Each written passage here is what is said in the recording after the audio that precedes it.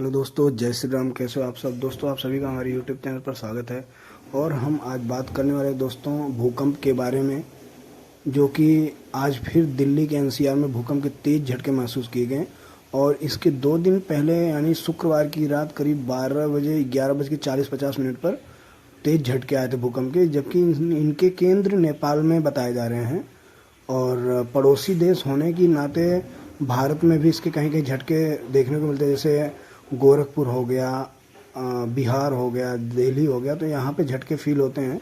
तो दोस्तों आप हमारे चैनल पर एंड तक बने रहिए, हम आगे बात करते हैं इस पर क्यों होता है, भूकंप के झटके क्यों फील होते हैं। हमारे चैनल को सब्सक्राइब करिए, वीडियो को लाइक एंड शेयर करिए। आप कुछ तस्वीरें देखिए नेपाल के। 2 पड़ोसी देशों के भूकंप से हिलता भारत। 10 साल में अफगानिस्तान में 1000 से ज़्यादा बार कांप चुका है अफगानिस्तान। नेपाल में इस साल ही 70 तगड़े झटके आए हैं। सोचो दोस्तों, एक साल में 70 बार भूकंप आना बहुत बड़ी बात है। अभी देखिए, जो शुक्रवार की रात में भूकंप आया था उसके तबाही के मंजर देखिए। ये कुछ तस्वीरें हैं, आप देख सकते हैं। इसमें लोग करीब बताया जा रहा है 32 लाख लोग बेघर हुए हैं। आगे हम इस पर बात करेंगे विस्तार से। सोचिए, ये देखिए हाल वहाँ का, क्योंकि केंद्र नेपाल में है और नेपाल में ही क्यों आता है भूकंप, इस पे हम बात करेंगे आगे। यहाँ देखिए राहत बचाव कार्य जारी दोस्तों। आज भी एनडीआरएफ की टीमें वहाँ पे लगी हुई हैं।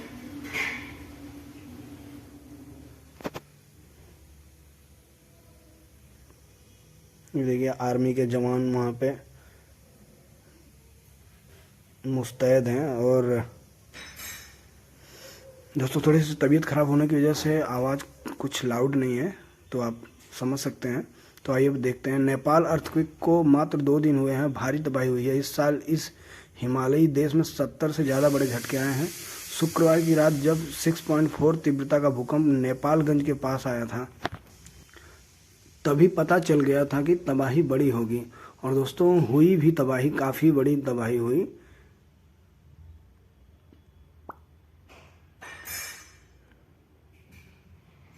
उधर अफगानिस्तान में पिछले 10 साल में 1000 से ज़्यादा बड़े झटके आए हैं। पिछला तगड़ा झटका भूकंप 6.3 तीव्रता का था, हेरात प्रांत में आया था, जिसकी वजह से काफ़ी ज़्यादा नुकसान हुआ था। नेपाल और अफगानिस्तान के इन भूकंपों की वजह से भारत कांपता रहता है।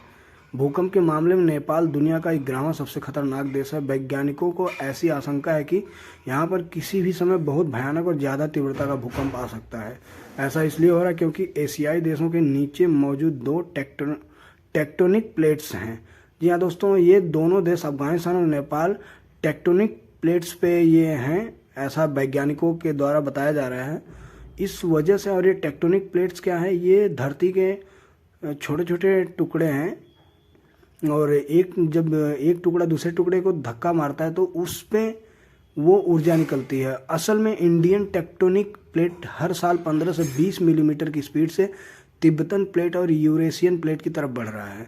अब आप सोचिए, जब इतना बड़ा जमीन का टुकड़ा किसी अन्य बड़े टुकड़े को ढकेलेगा तो कहीं ना कहीं तो ऊर्जा स्टोर होगी। ये ऊर्जा छोटे छोटे भूकंपों के रूप में निकलती है। तो परेशान नहीं होना, लेकिन तेज निकली तो परेशानी का सबब बन जाएगी। नेपाल में जो भूकंप आया वैसे 520 साल के इतिहास में नहीं आया था। इसका मतलब यह है कि नेपाल की ज़मीन में बहुत ज़्यादा ऊर्जा जमा हो रही है। तो दोस्तों अभी सोचिए कि ये जो आया है इससे भी बड़ी भूकंप आ सकता है, ऐसा वैज्ञानिक कह रहे हैं। पश्चिमी नेपाल के गोरखा जिले से लेकर उत्तराखंड के देहरादून तक ज़मीन के नीचे बहुत ज़्यादा ऊर्जा जमा है। ये ऊर्जा टेक्टोनिक प्लेटों की मूवमेंट के कारण जमा हो रही है।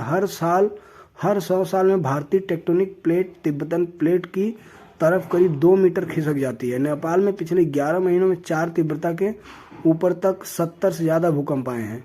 इनमें से 5 तीव्रता के 13 भूकंप थे। 6 भूकंप रिएक्टर पैमाने पर 6 या उससे ज़्यादा तीव्रता के थे। 22 अक्टूबर को आए 6.1 तीव्रता के भूकंप की वजह से काठमांडू में 20 मकान टूट गए। सोचो दोस्तों, अभी 22 अक्टूबर को आया ही था कि 3 नवंबर को आया था भूकंप, और आज फिर से आया है। तो 2015 में नेपाल में 9000 लोग मारे गए थे, 22,000 से ज़्यादा लोग जख्मी हुए थे, करीब 35 लाख लोग बेघर हो गए थे। उधर अफगानिस्तान की हालत काफ़ी ख़राब है। यह देश यूरेशियन टेक्टोनिक प्लेट पर मौजूद है। अगर भूकंप की तीव्रता रिएक्टर पैमाने पर 5 से ज़्यादा है तो उसकी पहली लहर 10 मिनट में 500 किलोमीटर तक फैल जाती है। यानी दिल्ली में भूकंप का केंद्र बनता है तो लखनऊ तक भूकंप की पहली लहर 10 मिनट में पहुंच जाएगी। दोस्तों भगवान ना करे कभी दिल्ली में भूकंप का केंद्र बने, नहीं तो बहुत बड़ी तबाही का मंजर हो जाएगा। तो भगवान से यही उम्मीद किया जा सकता है कि इस तबाही से भारत को बचाए। दिल्ली एनसीआर भूकंप के 5वें और चौथे जोन में है। यहाँ के लोगों को सतर्क रहने की ज़रूरत है, क्योंकि हम भूकंप को न रोक सकते न टाल सकते हैं। इसलिए ज़रूरी है कि दिल्ली एनसीआर सहित पूरे देश में भूकंप से संबंधित अर्ली वार्निंग सिस्टम लगाए जाएं। ये तो दोस्तों एक सेफ्टी हो गया कि अर्ली वार्निंग सिस्टम, जो मतलब भूकंप के झटके आने से पहले बता देता है। भारत को भूकंप के हिसाब से 5 जोन में बांटा गया है। 5वें जोन में देश के कुल भूखंड का 11% हिस्सा है, चौथे में 18% और तीसरे और दूसरे जोन में 30%।